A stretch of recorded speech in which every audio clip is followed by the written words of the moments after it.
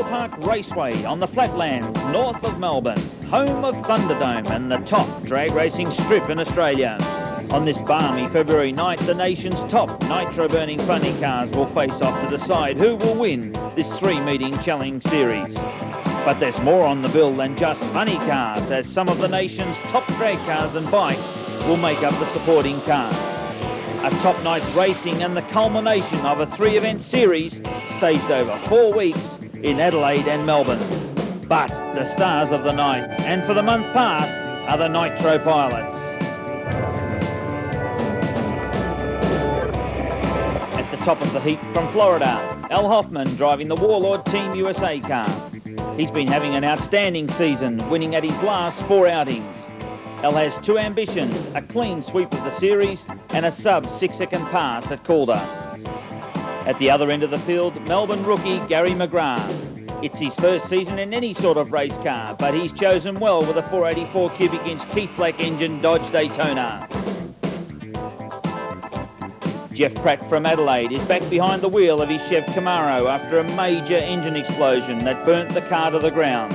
He's keen to re-establish his reputation as a hard campaigner in the rebodied and re-engined funny car. Working class hero Peter Russo beat Al Hoffman last season. This Melbourne mechanic is hoping that his form holds good this time around and says his Dodge Daytona is up to the task. From Bendigo, Robin Kirby. He's upgraded his alcohol-burning Camaro to nitromethane and is hoping to carve out a name for himself among the front runners. Also from Bendigo, Jim Carter, a long-time campaigner. It's his first season in this Keith Black engine Pontiac Trans Am. Jim has a reputation for running within himself, but has pulled out all stops to get competitive for this series. Back in the driving seat after his major blow-up at Heathcote Park, multi-Australian funny car champ Jim Walton. His Australian Airlines Pontiac Trans Am is primed to perfection for the clash, and hopefully without the gremlins that have dogged his recent appearances. I certainly love the drags. I think the thing I like about the drags is it's an action sport. The action just keeps coming one after the other, and of course a lot of ability goes into the preparation of the cars, because in 6 seconds, as Walton just said, you certainly haven't got time to do very much to correct any mistakes you may have made. Well, what are they doing now, this preparation for this first round? Okay, what they're doing now, they're into the water burnout area where they actually heat the tyres up in top gear. They spin through the water. Now they're coming up into the staging area. They put VHP under the tyres to get plenty of traction, and the car's just motoring down the strip now, pedal to the metal, nose up in the air, and this should be a 200-mile-an-hour pass as he goes through the bottom end. Yes, Jungle Jim started the car up earlier today and had some problems, and looks like they've continued as Peter Russo really gets himself out of shape. The tyres lit up at the halfway mark, but keeps his foot buried in and goes through for a very creditable 6.99 at 217 miles an hour. Okay, Al's just gone into the dry launch area there. He's just checking for traction there to make sure that everything's right, because once he knows that it's set, he'll go up into the staging beams. There's 2 beams on the top of a tree, one to let him know that he's very close. Helen, his wife, saying, put it on the line, and it's ready to go. He's now almost in the stage's hands, and down will come 1 amber and then the green. She really gets involved, Helen, doesn't she, in every facet of the operation? Yes, as Al said, a very important crew member indeed. Okay, this is a very good run. No tyre smoke, no tyre shake, and that's another problem they often have. And look at this for a time, 6.30, fastest time so far this evening at 218 miles an hour. Al, car okay? Yeah, seems to be. It just dropped a couple of cylinders out there. Yeah, I'm going to make a couple of nozzle changes. The air changed just before we went out, and I didn't change to compensate for it in the tank, so. You lose traction in mid-track? Yeah. It's a little slippery out there. I hope it gets a little bit better. Well, just prior to the semi-final run, we're going to see an exhibition run here between Jungle Jim, who had that very bad oil leak, and Robin Kirby, whose car failed to fire on the start line before. So this is a little bit of added interest as we can see how much traction's out there and whether the night air has changed very much, because it's very important as the conditions change that the other top fuel drivers are aware of what's happening on that start line. It's very bad. Okay, getting the best of the deal is Carter, but have a look at this. What's happened to Kirby? One wheel started to slip and the car got itself all out of shape, and of course that car's gone over. The crash crew's onto the scene extremely quickly. The cars are very, very well put together. I don't expect Kirby to have any problems. In fact, he's moving his arms right now. It'll be a few seconds before we find out exactly what has happened, but the crash crew absolutely first onto the scene. The volunteer firefighters are there as other crew members are rushing up right now, so a very unusual set of circumstances as yes, and with all that amount of horsepower they've got and the conditions changing as the night goes on, what they've got to make sure is that they don't get too much tyre slippage and the back tyres go up in smoke, as it were, at the halfway mark. Okay, waiting for the lights to come on down the tree right now. Anticipation. Al Hoffman is absolutely dynamite on the lights. The moment that light comes on, this car absolutely flies forward, and that's exactly what it's done right now. Heaps and heaps of flames coming out as that car really putting on the power, has a little bit of a shake and stops the clocks with a very, very quick 6:26 at 230 miles an hour. Okay, Hoffman, of course, so far qualified the quickest car right now, and that says a lot for Jim Walton to try and beat that. And having a look down the track, I don't see Jim Walton's competitor, and it looks very, very much like Jim Walton's competitor, which is the Helen and Peter Russo car, has failed to start. So looks like Jim will be doing a bye run on this pass, and of course that's still very, very important, because if he qualifies quicker than Hoffman, he gets the all-important lane choice for the final. Okay, the big Goodyear Eagles there, those tyres are about 18 inches wide across the bottom and last about 8 competitive passes. And only about 4 pounds of pressure. Yes, in fact, some of them go even lower, around about 2.5 pounds, like we'd say we had a flat tyre if that was the case. Okay, Jim Walton right on the throttle here, the flames sticking out. He looks like a good run, shuts off a little bit early, but have a look at this, a 6.179, quicker than Hoffman's, and slowing down through the traps at 220 miles an hour. So that time means that Jim Walton gets the choice of lanes. And what lane do you think's the quicker tonight? Well, usually those drivers would be watching everything that's been happening, because prior to the finals, if somebody had the unfortunate mishap of oiling down or something like that, he'd make a last-minute change. He's decided that the infield lane, that's the crowd lane, lane 1 is the better of the two, and that's the lane Jim's going to take. A little bit of psychology creeps into it round about here. You've seen Hoffman do an extremely long burnout, and he's way down the track as Jim Walton starts to backpack. Of course, they've got to try and keep the temperature in those tyres so that they can gain the best advantage of the traction that they've tried to create for themselves. Of course, whoever gets the whole shot, that's an enormous advantage, because you can't really catch up. Okay, both cars really into stage right now. It's about to come down the tree.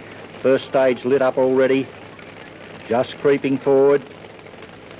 And Hoffman away first, gets about a 3-car hole shot, goes up in smoke though, but still controls the car. Walton's off the power and seems to cross the centre line at the halfway mark there. In fact, we may get another look at that in a few moments, but have a look at the times on the clock there. Hoffman for the win for the first round. And we'll just watch this one again. The power's on. You can see the flames coming out of Walton's car. He gets over the centre line. Actually, that would be a loss for Walton had he not been behind anyway. And as he goes through the bottom end of the strip, have a look at this. He knocks out the lights, those lights in the centre of the track. Al, a 6:47, final run of the night. Well done.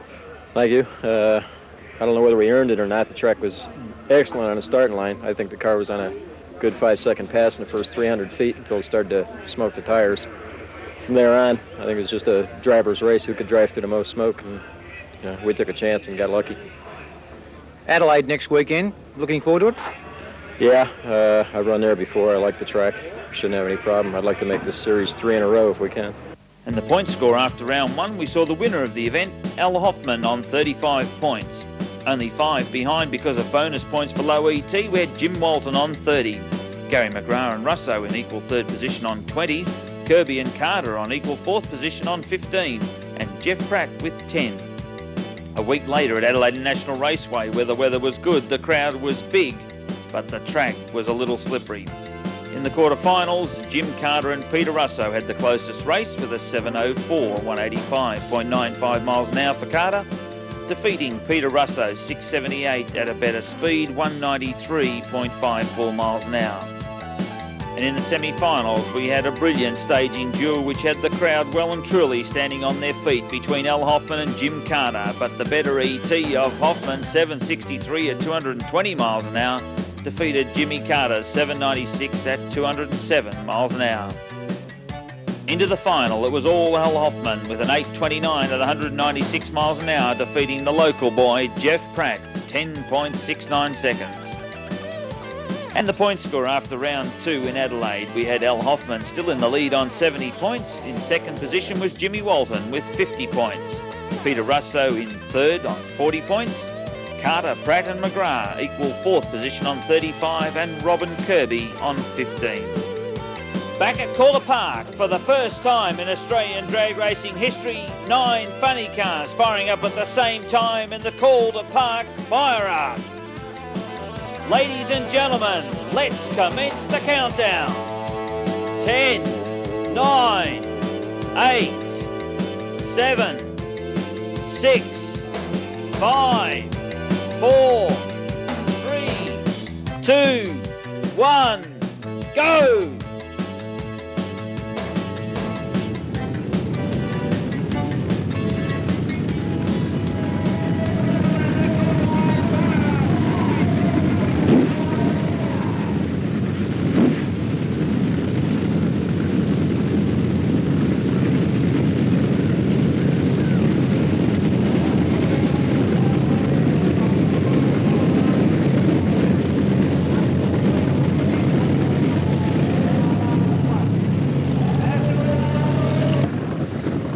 Well, ladies and gentlemen, you can't say anything about nitro cars. You actually have to see it, feel it and hear it. And that's exactly what's going to happen right now. Al Hoffman.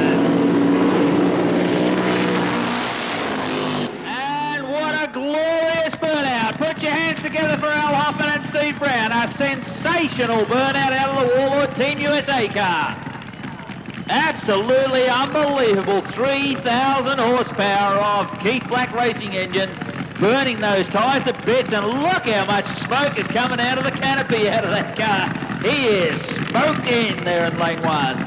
Okay, you can see the hatch open now, and it's absolutely pouring out, and as it comes back, you'll actually see a no smoking sign on the hatch. I'll tell you what, he ought to read that himself a bit better, because that is really smoking down there. And look at the cab, it is so intensely smoked up.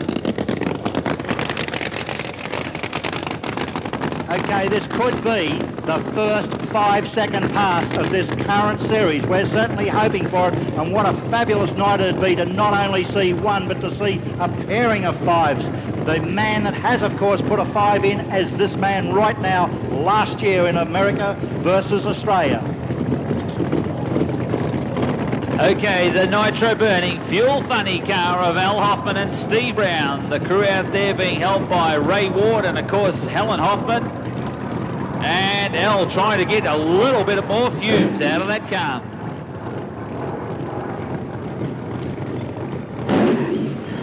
Helen Hoffman out the front of the car, making sure that she's got perfect traction. She told him to go back then, but he took no notice of that whatsoever and said, I want to do one more VHT traction burnout on the start line. The Dodge Daytona of the Warlord USA team. Helen Hoffman, Al's wife, telling him to go to the start line. We're ready to race in lane 1. Don't take your eyes off this one, ladies and gentlemen. The most dominant funny car driver in Australian funny car history ever, coming to the staging beams. Ready to race, restart, and away from the start line. What a beautiful run by Al Hoffman. This is a sister. He goes through and stops the clocks with an ever so close 6.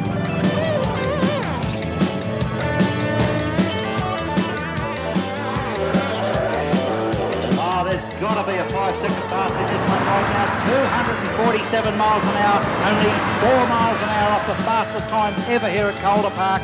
And I'll tell you what, a 6:04, that close to doing a 5, it just doesn't matter. And that'll make all the other drivers out there all the more determined to actually go down and do something about it. Okay, out of the Hot Shot Racing team comes Jungle Jim Carter in lane 1. Look at the enormous mouth on that fuel injector as it comes around the corner there, sticking out of the top of the Pontiac Trans Am body. And watch the side-by-side burnouts, ladies and gentlemen.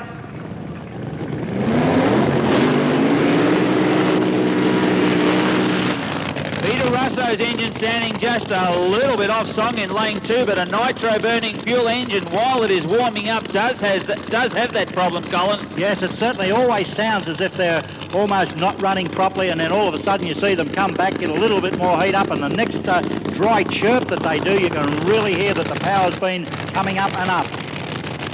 Jungle Jim Carter's engine sounding super strong in lane 1, an untraditional burnout for Jimmy Carter. He normally really lays it on us, but of course he can be saving that up for a little bit later on in the night. Yes, well of course he's got to get through this round before he can even be coming back out again, and I guess Jim knows what he's doing out there, and it is an untraditional burnout for Jim. He usually does almost as far as what Al Hoffman did for his last run.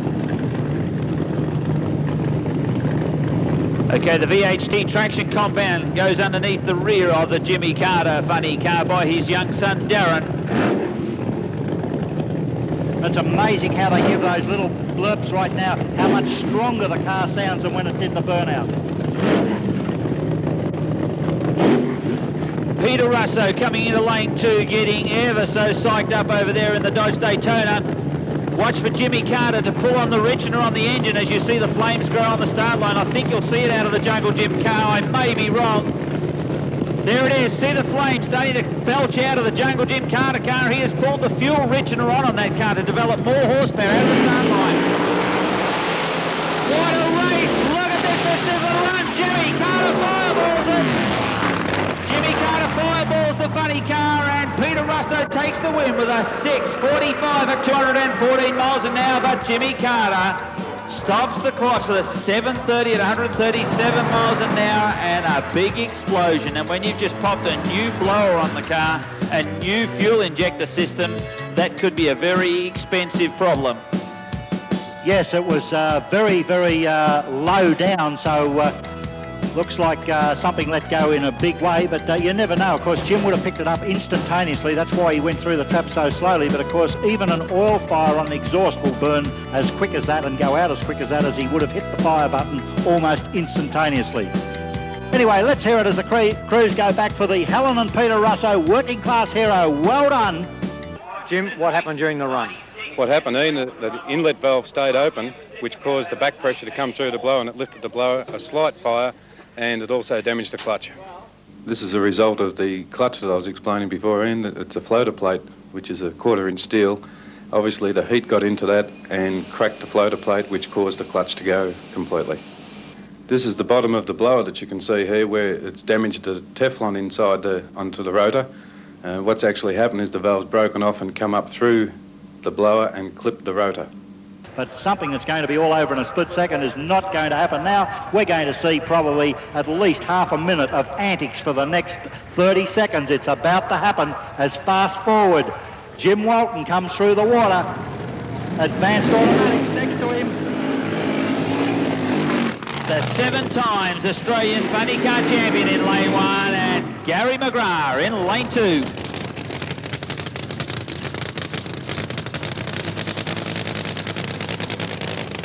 And the amazing thing about Gary McGrath, the only other competition vehicle he has driven doesn't exist. In other words, this is the first competition vehicle he has ever driven.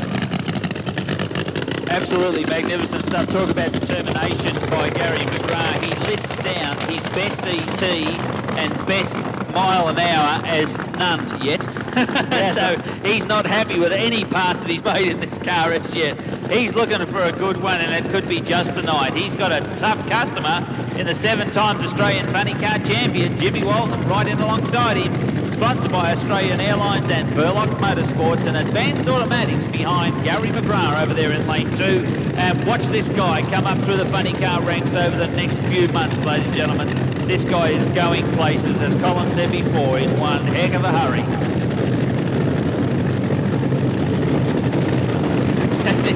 We're looking at his handwritten sheet here, and he's got his best average performance ET, not quick enough, and his mile an hour, all fast enough. And I like where he's got special comments at the bottom. We think it's the best looking funny car here. And they're certainly not far wrong. They're a very pretty motor car is the Gary McGrath Dodge Daytona in lane 2. And Mike Tydell letting out just a few more fumes out of Jimmy Walton's car before he goes to the start line. As the smoke bellows out of the top of the Pontiac Trans Am. Both coming into stage. Walton stage and ready to race. McGrath in also, waiting for the 1 amber and green light.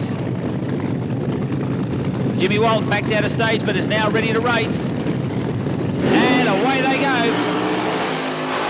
Great run for Gary McGrath alongside Jimmy Walton. It's a side-by-side run through the finish line, but Jimmy Walton stops the clocks first in lane 2 with a 6.82 at 169 miles an hour, and probably the best run of Gary McGrath's career so far. A 7.26 at 161 miles an hour.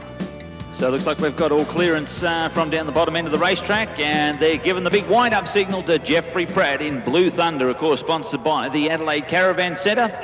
And this is a guy going in a big hurry, I tell you, this bloke. He's really been one of the toughest competitors around as this new car has slowly but surely come together and come together ever so strong. He was low ET, set low ET for the meeting over there in Adelaide National Raceway a few weeks ago.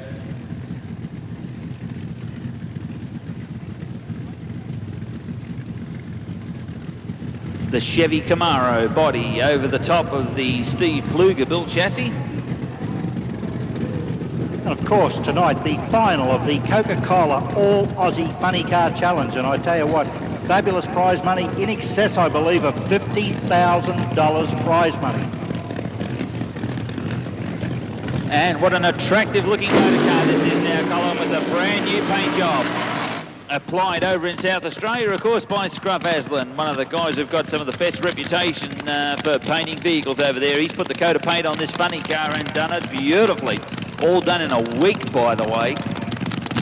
We saw this vehicle at Calder Park on January the 30th, and 1 week later exactly I saw it in Adelaide, and it was completely repainted. Jeffrey Pratt claims fame to having the best fire in Adelaide on the October 31st meeting in 1987. And I tell you what, it was an absolutely frightening fire, ladies and gentlemen. The car was totally destroyed. You saw how Jimmy Carter's car caught on fire. Jeff Pratt 12 months ago caught on fire just like that, but he burnt the car to the ground. There was nothing left. The Jeff and Jill Pratt Chevy Camaro funny car. Sponsored by S&D Spray Painting, Schaefer Racing Heads, Wins Australia, Adelaide Caravan Centre, and of course Jayco Caravans. The best run in this car ever was that run in Adelaide where he was low ET for the meeting with a 6.7 at 220 mile an hour. He's a married man with 2 children and lives in Athelstone in South Australia, and of course he is the managing director of Adelaide Caravan Centre. So what a great place to go and buy a caravan from. Certainly have to be one of the quickest caravans around. Yes, it'd have to be, wouldn't it, with anything that Jeff has to do with. Jeff Pratt been in drag racing for some 20 years, ladies and gentlemen. And out of the start line, beautiful, as Jeff Pratt heads down the bottom end of the racetrack. A glorious run for Pratty. He stops the clocks with a 6.99. 6.99 for Jeff Pratt at 213 miles an hour.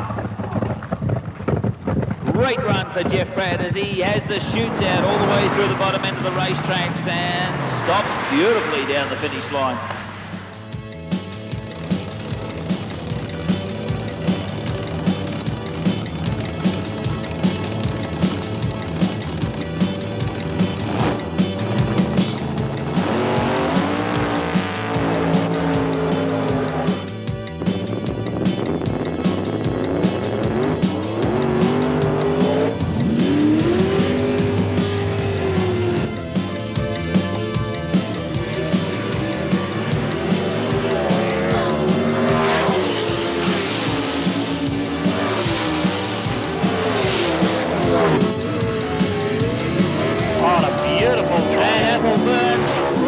something in the car, absolutely destroys something. There are bits and pieces all over the racetrack here, Colin. But totally destroyed is one small block Chevy engine.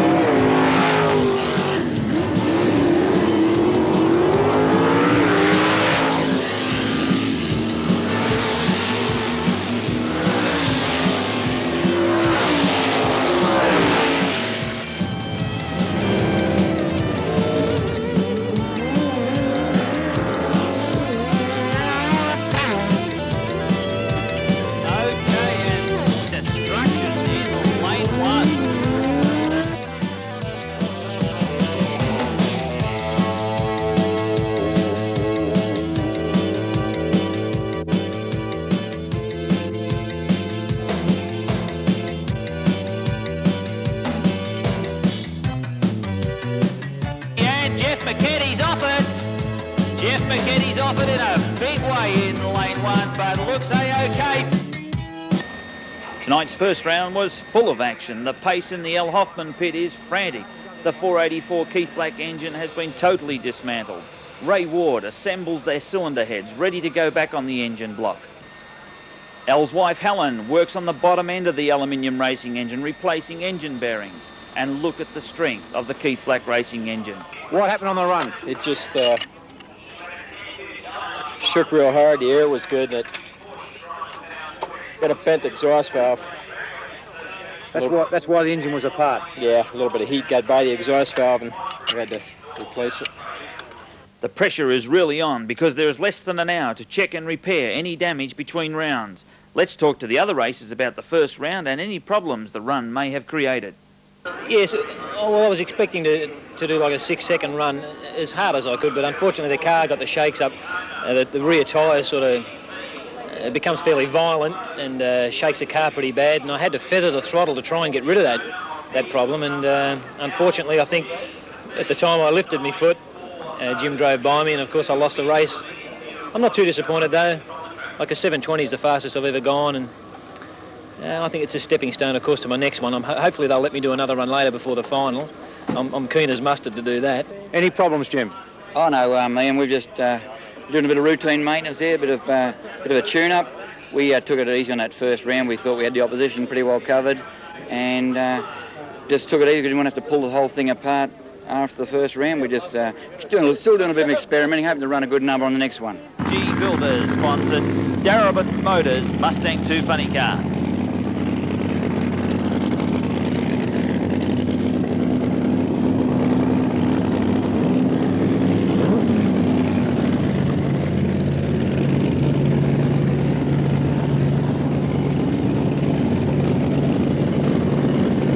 Okay. Romeo Capitano backs back, sorry Colin, into this burnout area for a VHT traction burnout, and fire away with what you were going to say. Okay, I was just about to say the alcohol burners are upon us. A lot sharper sounding than the nitro burners, not perhaps as much power producing noise coming out of it, but certainly a very high pitched noise as you would have heard when you're down on the start line.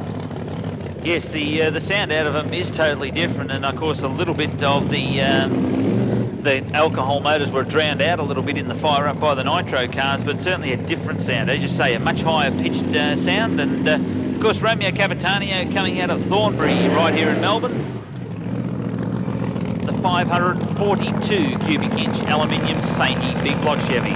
That's one heck of a big block Chevy, Colin. That's a lot of motor actually, 540 odd cubic inches. It's certainly a big engine. And as he gets guided back by the crew onto the traction burnouts that he just laid through the VHT, and believe you me, down there on the start line, that start line is getting awful sticky. Believe you me, there are absolute chunks of traction down there just waiting to be picked up by these funny cars. Romeo Capitano, a guy who is just waiting for the right things to happen in this car, and he's going to be right in amongst it.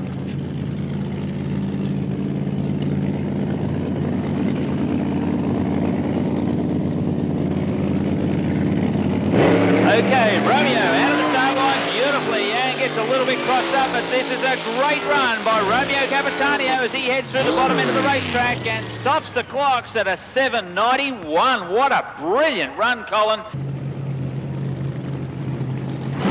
And coming in alongside him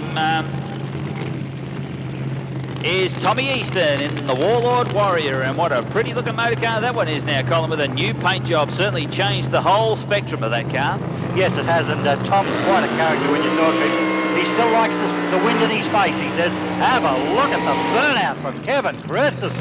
Yeah. Unbelievable from an alcohol-burning funny car.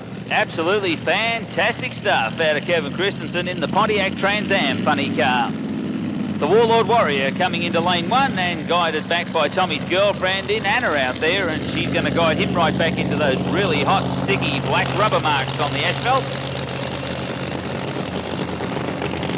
And Kevin Christensen's son Craig will do the same for him in lane 2 as he gets guided back onto those hot, sticky rubber marks out there in lane 2.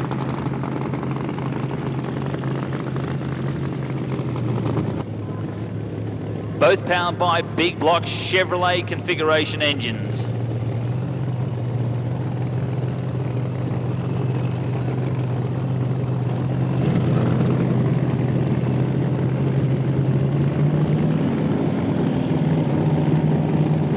Christensen into stage in lane 2, ready to race, waiting on Tommy Easton to come in alongside him. He's got the pre-stage on.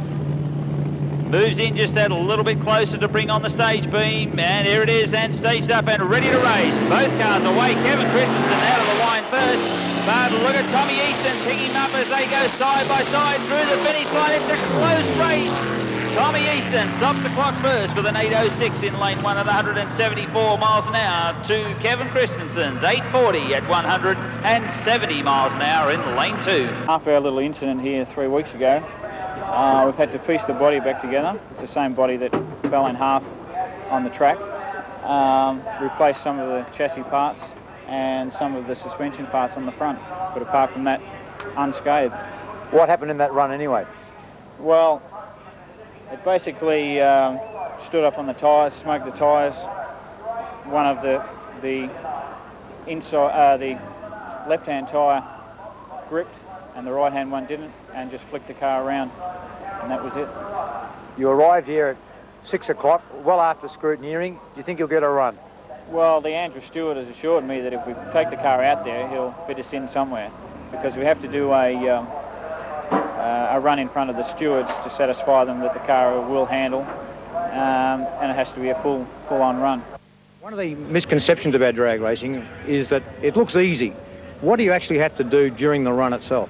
Well, Ian, we do it all mechanic. We act like little robots in there, and we don't really worry about feeling whether you're scared or anything like that. Everything is done automatically off your hands, right? You stage the car, you have levers to push forward to richen the engine. When you take off, you have to change gears. You push the high-speed button. You lock up the lock-up clutch. There's about 5 or 6 things we have to do in a period of 6 seconds. Then pull the parachute and pull the brake handle on and shut the engine down with the fuel shut off. And what's the experience at the end of the run? Well, sure, there's a feeling of exhilaration, but you're mentally logging all that information, how the car reacted going down the track, so that you can come back to the pits and confer with your crew and say, look, we're going to do this or we're going to do that to tune the engine up and go a little bit faster, or whatever we need to do to make the next round. This car today is a different vehicle to the one at Heathcote. Can you just tell us a little bit about it? Yeah, well, this is the ex-Gary Densham teacher's pet car. It's a beautiful piece. It's a Pluga chrome moly frame. It's a state-of-the-art chassis. Everything about it is the latest you can have, and we are new to this car, fair enough, but the engine is an engine that I've had for quite some time. Okay, Al Hoffman fired up, ready to race, and here comes Peter Russo around Flowweed Corner, coming into lane 2. Watch the burnout on Hoffman, ladies and gentlemen. He did a quarter-mile burnout almost on the last one. As he boils the tyres on the back of the Dodge Daytona. And Peter Russo, making sure he's not going to be outstaged. How about putting your hands together for the two funny car teams out there, ladies and gentlemen? Absolutely unbelievable burnouts. Absolutely fantastic stuff, and I can't find the start line. Yeah, I tell you what's happened up here. We've definitely got a wind change because we never had this on the first run. They are really boiling the tyres up, and we're going to need one of those little flaps open to get the smoke out of here, in actual fact. Both cars set up extremely different. The flames were already coming out of Peter Russo's car, and the strange thing about it, they were coming out much further on the right-hand side than on the left-hand side, whereas what appears to be almost a dead motor in Al Hoffman's car, I can assure you it's certainly not. Just having that much fuel pouring into it for the burnout, then the car comes back, runs a little bit lean while they just back it back, and then you'll see him bring up the richening device on the start line to really get some power into that motor. Okay, we're looking for Al Hoffman to go into the 5-second zone on this particular run, and I think it is all possible. He's in his favourite lane alongside Peter Russo, and I tell you what, Peter Russo is not going to give him anything over this particular race. No, Russo really the hero of last year's meeting. Russo was the man who really had the consistency and was the one that ran right through to the final and was the final winner. So that's not the way it's been this particular series, with Hoffman really dominating at every meeting he's attended. Alan Hoffman out there instructing Alan to go back and do another VHT traction burner. Look at the way Russo hooked up over there on his chirpy. And okay. Peter Wildman telling him to go back also, so there's no worry about anybody staging first. Alan Hoffman hands it over to Alan, says it's all yours for this particular run down the quarter mile. Al Hoffman got the pre-stage light on in lane 1. Peter Russo coming into lane 2. Edges in ever so carefully over there in lane 2. He brings on the pre-stage. Let's have a look as he comes into lane 2. The pre-stage light is lit. Russo is staged, ready to race. Waiting on Hoffman to come in lane 1, bringing the stage light on, 1 amber and 1 green.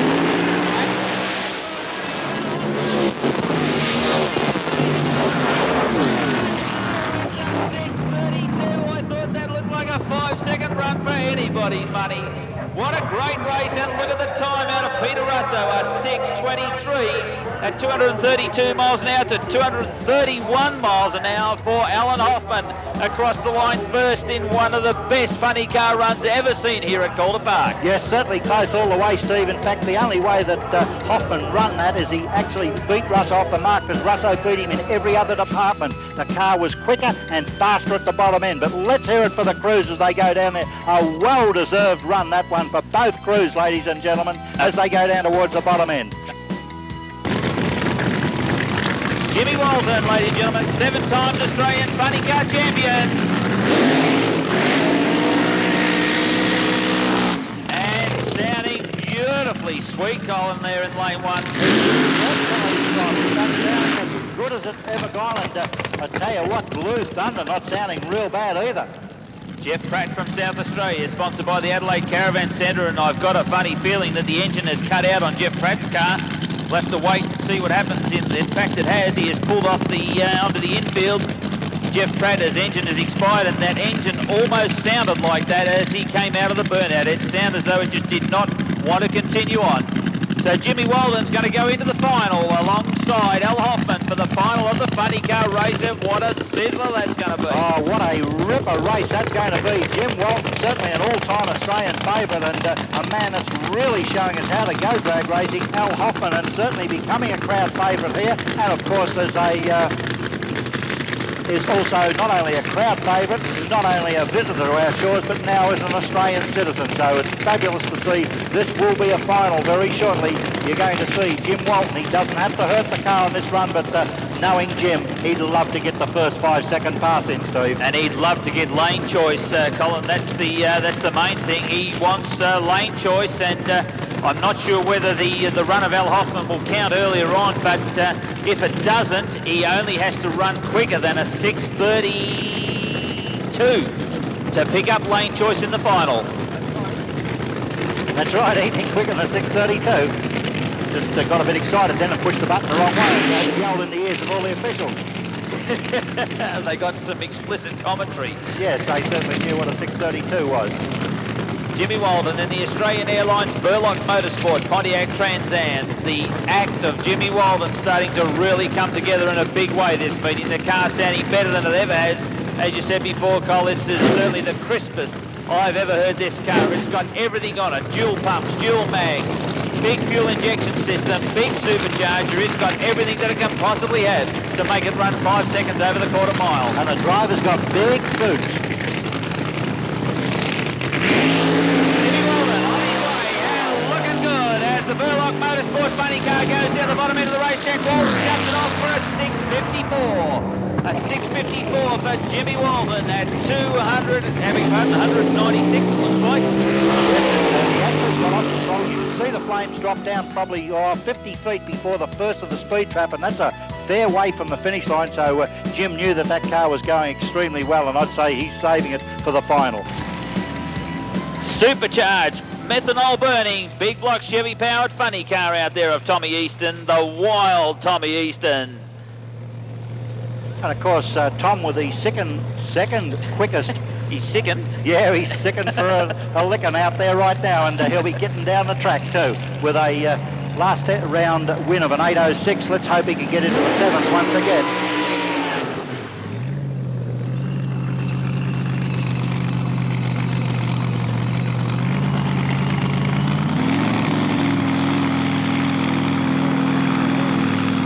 Tommy Easton backs the big block Chevy powered Plymouth Arrow back down the start line. The Warlord Warrior it's called, and of course part of the magnificent Steve Brown Warlord Racing team. Brian Easton, Tommy's brother, doing the VHT duties out there and pokes the torch in through the window to make sure that Tom can see the oil pressure gauge and everything in the car to make sure that everything is set to go in the Warlord Warrior. And look for this to be a record-breaking pass. 760 is the national record for Double B funny car. Let's have a look what the wild Tommy Easton can do out there. And away he goes from the start line. It's a great run for Tommy Easton as he heads down towards the bottom end of the racetrack, and something comes undone about 2/3 track. Stops the clocks with an 8.81 at 109 miles an hour. Not quite sure what happened there, Colin, but obviously something disengaged.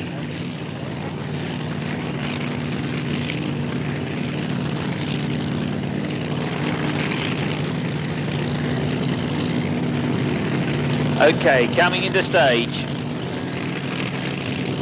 And ready to run. Capitanio's engine sounding more and more horsepower as he heads towards the finish line and stops the clocks with an 8.13.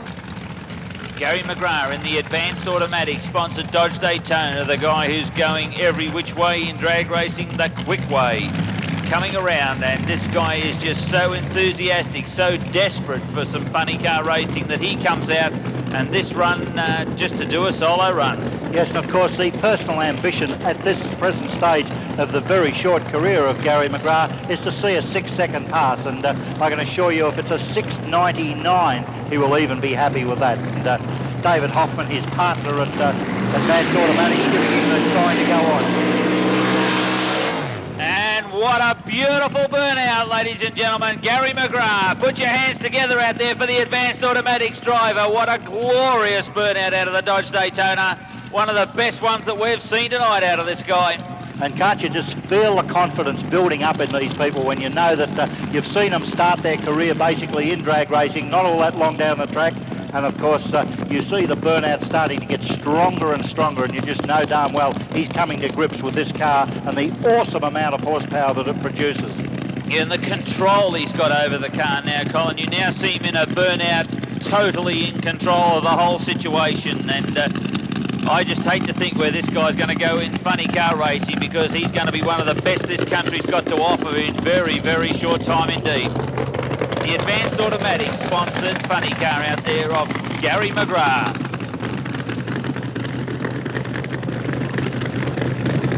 A beautiful racing vehicle, definitely one of the prettiest funny cars on the circuit this year. And of course, in the opinion of the owner, the best looking car on the circuit. That engine sounding beautifully sweet. David Hoffman puts down the VHT traction compound underneath Goodyear tyres.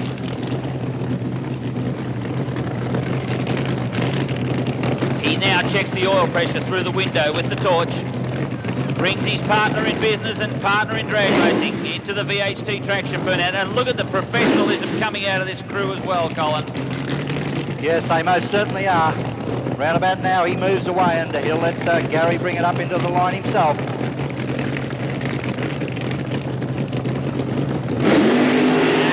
off goes Gary McGrath. This is a great run for the rookie of drag racing. It's going to be a beauty.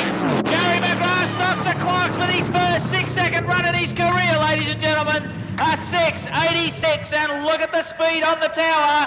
What is the speed on the tower? It's 189 miles an hour. The first 6-second run out of the Advanced Automatics powered funny car. The problems for Robin Kirby continued. He experienced one of the worst engine explosions seen in Australia when the motor hydraulicked as he was firing up for his mandatory pass.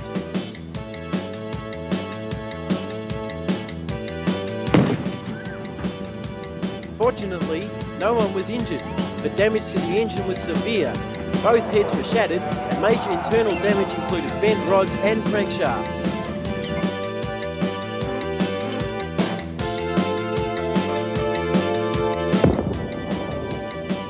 Without doubt, Robin Kirby was the hard luck story of this series after his frantic thrash to rebuild the car after round 1, and then to lose an engine in such dramatic fashion. 497,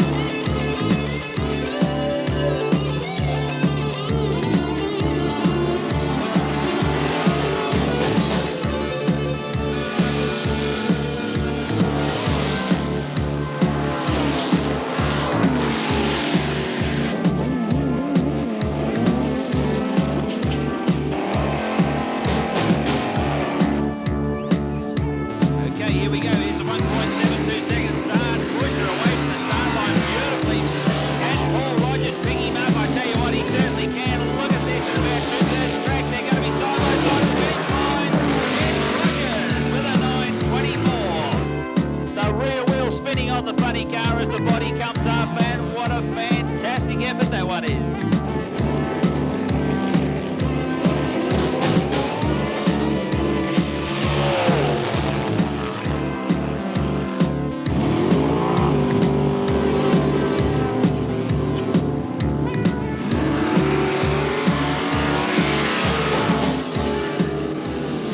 Heads up racing for Pro Gas final, and Woody going through with his nose in front and coming out in that road, goes through first and stops the clock with an ultra safe 10.60, so the win goes to Mastro. Okay, we're almost ready to race. We've got both cars fired up. Hoffman is ready to go. Jimmy Walton now firing up, and the body coming down on the Australian Airlines Burlock Motorsport car in lane 2. I'm wondering what sort of a psychic duel we'll have on the start line this time, Steve, because both these guys very cool in the crisis. I don't think I can stand another one of those, Colin. Al Hoffman in lane 1. What a magnificent burnout by Al Hoffman, and a beautiful burnout by Jimmy Walton in lane 2. The final of the All-Aussie Coca-Cola Funny Car Challenge. Coca-Cola, of course, the major sponsors here at the All-Aussie Funny Car Challenge over the 3 rounds, not just tonight, but the January 30 meeting and, of course, over in Adelaide National Raceway. As the smoke waffles up over all the hundreds of people still out there watching this final run, Colin, it's a fantastic atmosphere right about now as the 2 cars, the 2 3,000 horsepower plastic fantastics come back into the start line.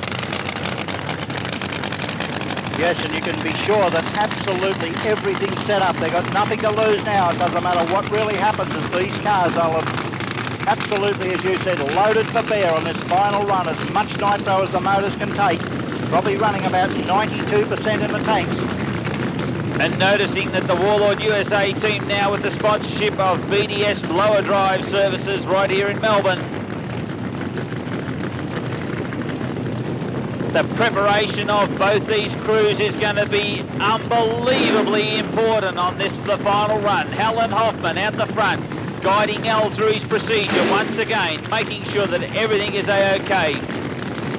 The crew on the Jimmy Walton car doing exactly the same in lane 2. What a final this is going to be, ladies and gentlemen. Don't take your eyes off the start line. Hoffman is on his way into stage. He's got the pre-stage light on and ready to go. Waiting on Jimmy Walton to come into lane 2. Okay, Walton now with the pre-stage and the stage on, and you can be sure of one thing, Hoffman won't move until he's ready, and now it's on. Goes away, Jimmy Walton has the whole shot. Al Hoffman has blown it. He has fireballed it, and Jimmy Walton goes through and takes the win with a 6.37, but Al Hoffman in a shocking explosion. He has fireballed it in lane 1. What an unbelievable explosion out of the Al Hoffman car. Okay, we'll get a report as quickly as we can at the bottom end. He's getting out of the car right now. He's walking around, ladies and gentlemen. So he is Hoffman out of the car. And how about putting your hands together for the Jimmy Walton crew taking the final round win. Jimmy Walton in the Australian Airlines car. And let's hope Al Hoffman is a-okay down the bottom end. A shocking explosion out of the Warlord USA car in lane 1. Yes, he's out of the car. He's gone out of the car and certainly walking around. So there's not a problem down there to the best of our knowledge. We're getting information as soon as we possibly can. But Hoffman definitely out of the car. In a fine win for Jim Walton in the Australian Airlines Pontiac Trans Am. Ian Smith was able to speak to an elated Jim Walton and crew. Well, I'm thrilled a bit about this. We've tried very hard. You know, it wasn't a real ripper ET, but winning races is what it's all about. And the team was very consistent. The preparation tonight was absolutely fantastic, which it always is. But help from the Burlock people and Jim Walton Automatics, and we're just happy to be in the winner's circle for a change and stop all the bad luck. Seemed to me you had him from the lights. Is that how you saw it? Well, I think I left on him and I had my head out the window looking for him. I said, come on, Al, come on around me, but he wouldn't come. It broke our bad luck. Yeah. We've been having a lot of bad luck, so we're thrilled to bits now. Right. Sure Alan will be too. The only problem is that Mr. Burlock wasn't here tonight to witness all this. You know. Yeah. That's the only sad part about tonight, but next time. We're on a roll now, we're on a roll. While Jim Walton's luck came good at the end of the series, it was the Al Hoffman-Steve Brown combination who dominated the series, with 105 points and $28,000 in prize money, including a bonus of $7,500 for winning the series. Runner-up was Jim Walton on 80 points, followed by Peter Russo, Jeff Pratt, Jim Carter, Gary McGrath, and finally Robin Kirby, who had a string of bad luck in a season he would like to forget.